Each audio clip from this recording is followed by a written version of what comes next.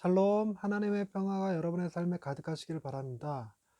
오늘 우리가 읽은 본문 말씀은 요한복음의 기록이죠. 요한복음은 다른 복음서들과 달리 우주적인 복음서라고 불려집니다. 그러니까 좀 스케일이 다른 복음서죠.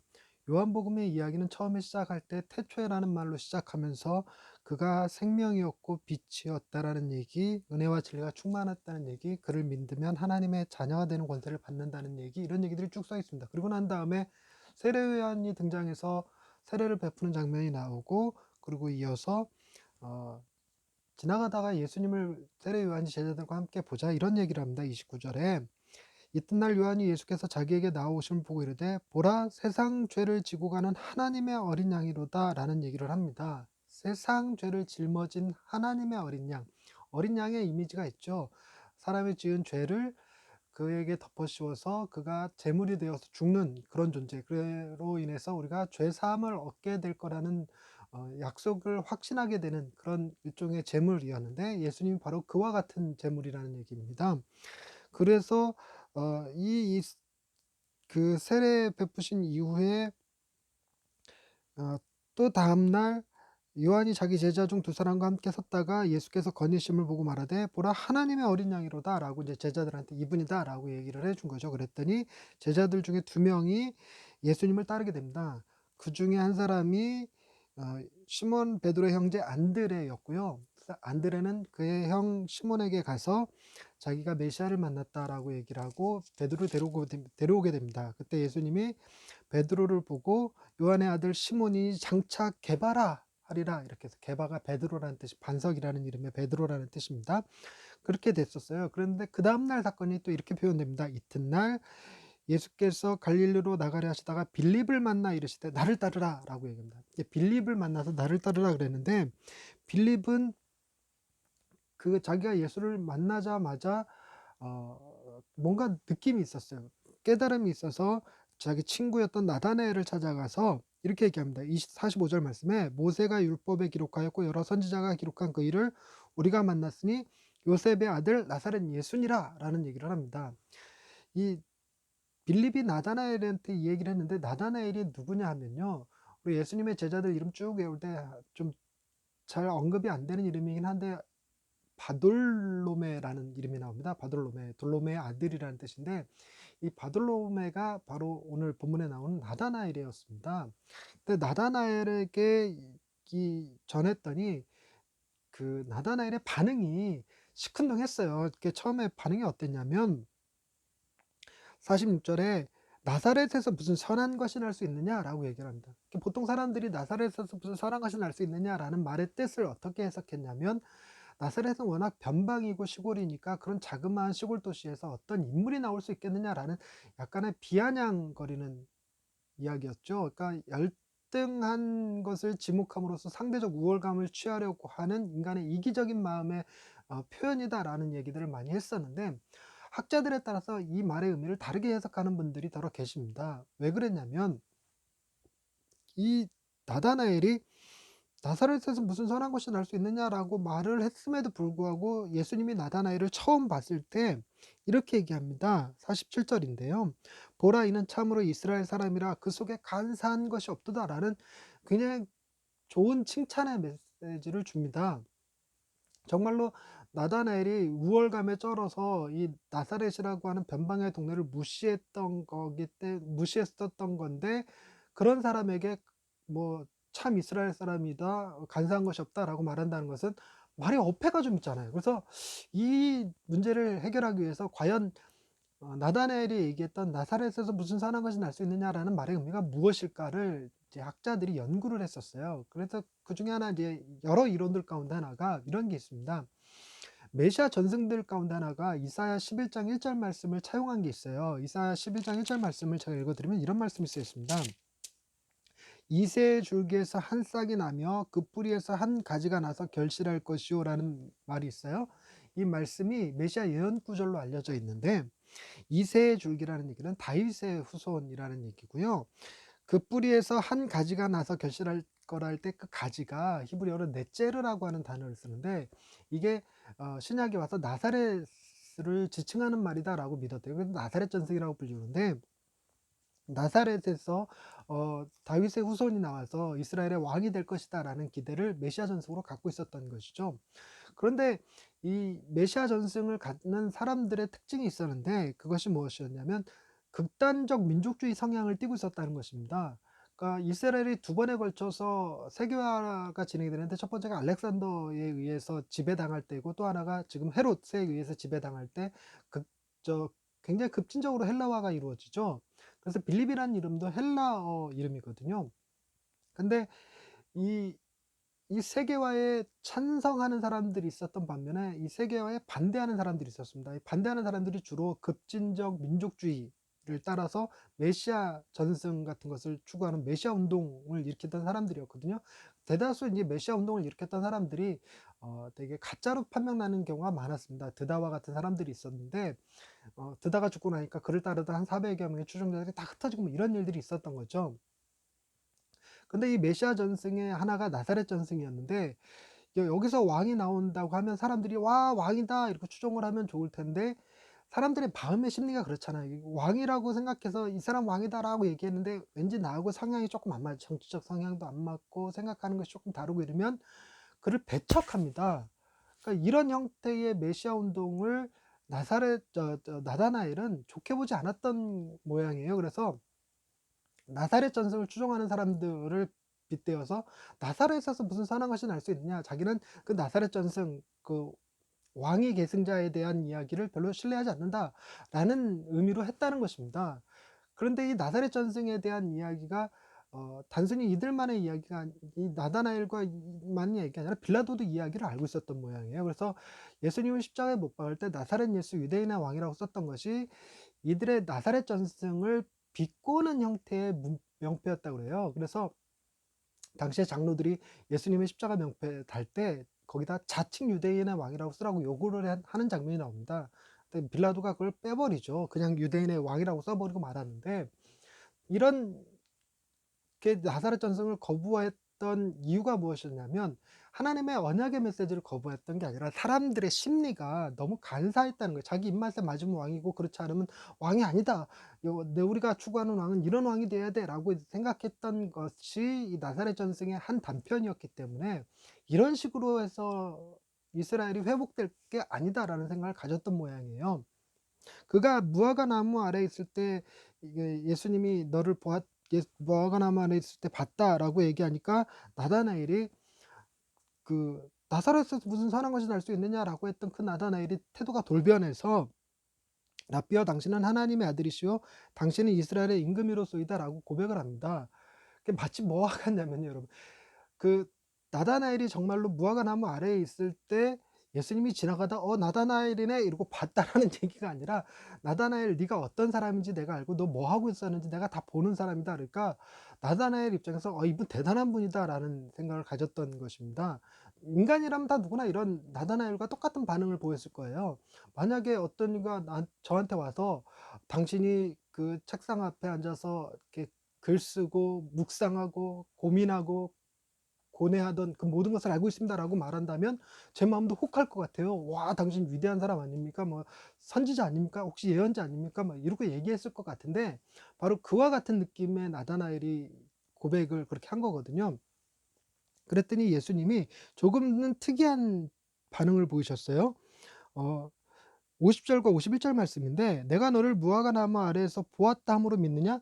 이보다 더 큰 일을 보리라."라는 얘기를 해요. 이 말의 의미가 뭐냐면, 음 단순히 네가 듣기에 깜짝 놀랄 만한 그 어떤 특정한 능력, 그러니까 우리식으로 얘기하자면 죽은 자를 살리고 병든 자를 고치고 뭐 이렇게 귀신을 내어 쫓고 하는 형태, 혹은 우리나라 기복주의 신앙처럼 뭐 복 받게 하고 병 낫게 하고 하는 형태, 이런 것들을 통해서 신을 추구하고 신을 따르고 그분을 임금이라고 고백하고 하는 그런 형태의 신앙은 옳지 않다라는 메시지를 주신 거예요. 이게 단편적인 예로 그런 게 있죠.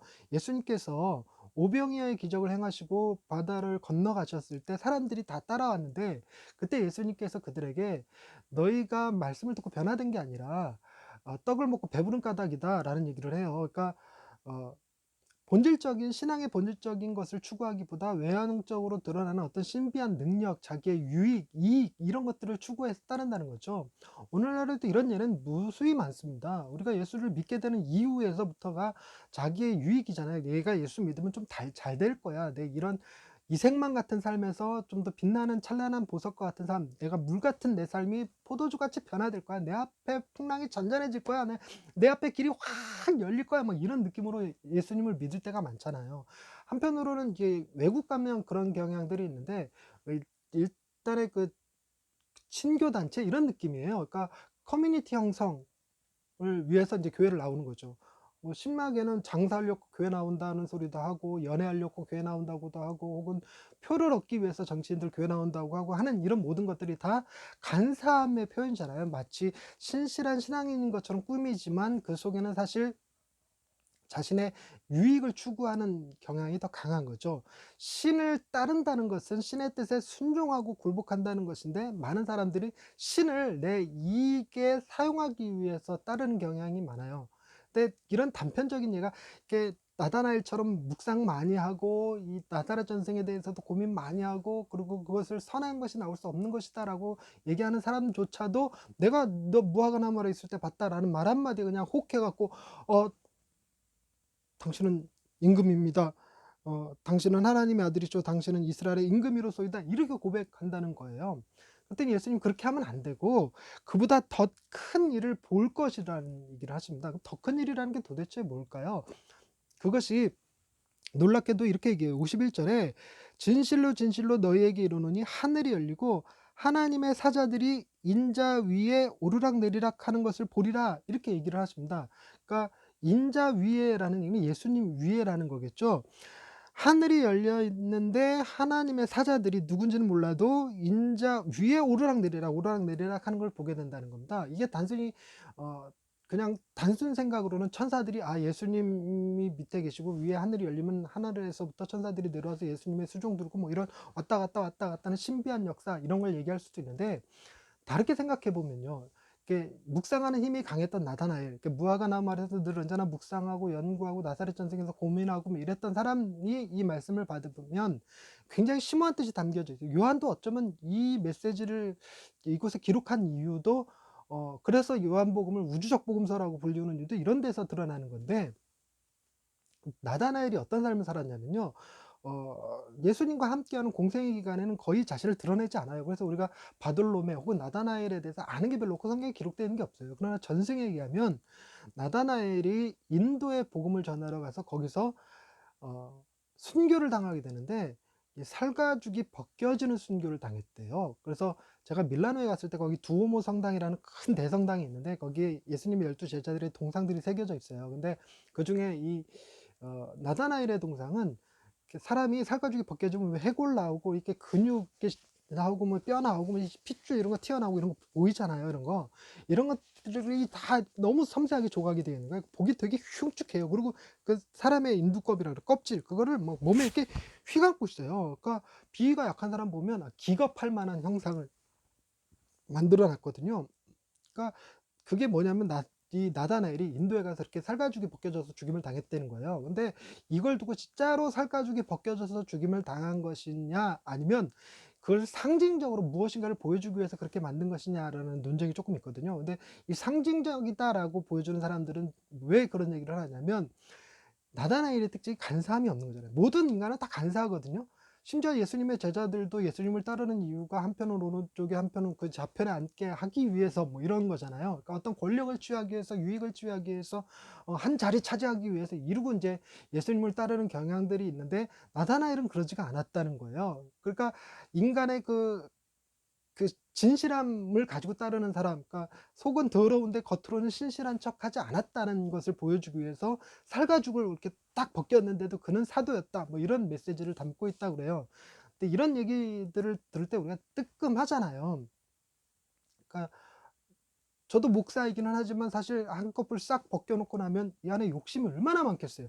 이 많은 욕심들을 하나님을 이용해서 성취하기를 원하고 그 뜻을 따르기보다 하나님을 이용해서 내 삶에 어떤 유익을 추구하기를 원하는 그런 욕심. 그래서 기도할 때마다 하나님 이거 해주세요, 저거 해주세요, 이거 도와주세요, 이렇게 해주세요, 저렇게 해주세요 라는 것들 얼마나 많이 합니까? 그리고 실제로 내가 기도한 대로 잘 안 되면 원망하고 불평하고 이런 경향들이 꽤 많은데, 이런 것이 인간의 간사함이거든요. 정말 우리가 이 신실한 모습인 것처럼 목사이고 장로이고 뭐 안수집사이고 뭐 성실할 것 같고 이런 거 싹 벗겨놓고 나면 누구나 다 한결같이 썩은 해골밖에 없을 텐데, 나다나엘은 그렇지 않았다는 거예요.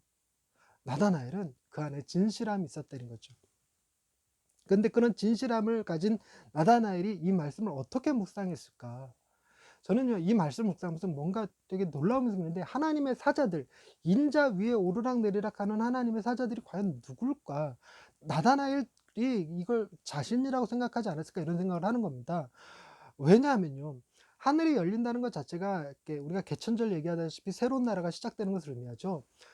그 하나님이 계신 곳에서부터 이 인간이 사는 곳으로 길이 열리고, 그 길이 열린 곳을 통해서 우리가 하나님 앞에 직접 나아가죠. 그 길을 열어 놓으신 분이 예수님이시고, 그래서 우리는 예수님 위에서 열려진 그 사다리를 타고 하나님 앞에, 보좌 앞에 담대히 나아갈 수 있게 되는 거죠. 근데 담대히 나아가서 우리가 그 앞에서 할 일이 무엇이겠습니까?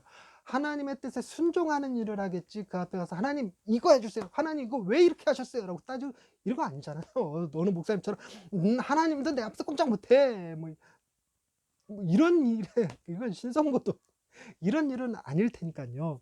그러니까 어떤 인간의 이 신실함, 이런 것들이 온전히 발현되어져서 하나님 앞에 가서 그 앞에 설 수 있는 사람, 그리고 그걸 가지고 이 땅에 내려와서 이 땅을 섬길 수 있는 사람, 그런 사람들로 당신의 제자들이 변화될 것에 대한 메시지가 이 말씀 속에 있었다는 것입니다. 그래서 단순히 나다나엘 너 하나만 두고 얘기한 것이 아니라 너희에게 이르노니, 오늘 우리도 들어야 돼요. 너희에게 이르노니, 우리가 진짜로 보게 될 것은 어떤 기적이 일어나는 어떤 현장이 아니라 내가 너 뭐 하고 있었는지 무슨 생각하고 있었는지 다 알아 이런 것이 아니라, 내가 너를 어떻게 변화시킬 거며 너로 하여금 어떤 일을 행할 것인지에 대해서 보여줄 것이다, 네가 그걸 다 보게 될 것이다 라는 메시지인데, 그게 놀랍다라는 거예요. 우리가 어떤 사람들이 될 것이냐면, 예수님이 행하신 그 일로 말미암아 하나님 앞에 나아가는 사람, 하나님의 뜻을 가지고 이 땅에 내려와서 세상을 섬길 수 있는 사람, 이런 사람들이 될 것이라는 것입니다. 이 메시지가 굉장히 감동적인 거예요. 나다나엘처럼 우리가 묵상하는 힘이 있다면, 즉 예수님을 따라다니고 그분이 행하셨던 일, 하셨던 말씀들, 십자가 사건, 부활 사건, 이 모든 것들을 다 깊이 묵상하고 나면, 그래 단순히 사람이 죽었다 살아나는 것, 병들었다가 낫는 것, 귀신이 들렸다가 낫는 것, 오병이어의 기적, 무리를 거르시는 사건, 이런 것들이 중요한 게 아니라 그 사건들을 보고 내가 어떻게 변화될 것이냐, 내 존재가 어떤 사람이 될 것이냐, 세상의 그 어떤 존재도 하나님 보좌 앞에 담대히 나아가서 그에게 말씀을 듣고 그 앞에서 찬양하고, 그리고 또 세상에 나아가서 세상을 섬기고, 그런 식의 삶의 변화가 일으킬 수 있는 거, 이게 진짜 기적이라는 거예요. 이게 진짜 신앙의 본질이고 믿음이라는 것입니다. 놀랍지 않습니까? 우리가 날마다 주일날 모여서 하는 게 뭡니까? 하나님 보좌 앞에 나아가는 거죠. 그리고 일주일 동안 세상을 살아갑니다. 어떤 힘으로 살아갑니까? 하나님이 주시는 힘으로, 하나님이 주시는 지혜로, 하나님의 뜻을 따라 세상을 살아가는 것. 그런 사람들이 바로 인자 위에 오르락내리락 하는 하나님의 사자들이 아니었을까라는 것이 요한의 증언이고 나다나엘의 고백인 거죠. 예수님이 행하실 일이 바로 그런 거였습니다. 그래서 그의 제자들은 하나님 앞에 나아가는 사람들이었고, 세상을 섬기는 사람들이었고, 세상 앞에 자신의 목숨을 내어놓는 사람들이었습니다. 오늘날에도 이런 사람들이 참 많았으면 좋겠어요. 우리부터가 변화되어야 되겠죠. 세상을 섬길 줄 아는 사람들, 자신의 목숨을 내놓고도 희생할 줄 아는 사람들, 자신의 유익을 구하기보다도 하나님의 나라가 이 땅에 온전히 실현되어지기를 위해서 자신의 삶을 내어놓을 수 있는 사람들, 그런 사람들이 진짜 크리스찬일 겁니다. 오늘날처럼 비대면 예배 드리는 이 시대에는 신앙이 단순히 어떤 유익을 추구하던 사람들, 그런 유익을 추구하던 사람들은 이제 교회 안 다닐 겁니다. 그래서 막 장담할 수는 없으나 지금 많이 떨어졌다 그래요. 그러니까 예수를 믿었는데 예수가 교회가 비난받고 있잖아요. 계속 뉴스 나오면 그 종교시설이 어쩌고 인터컵이 어쩌고 무슨 기도원이 어쩌고 하는 얘기들이 자꾸만 나와요.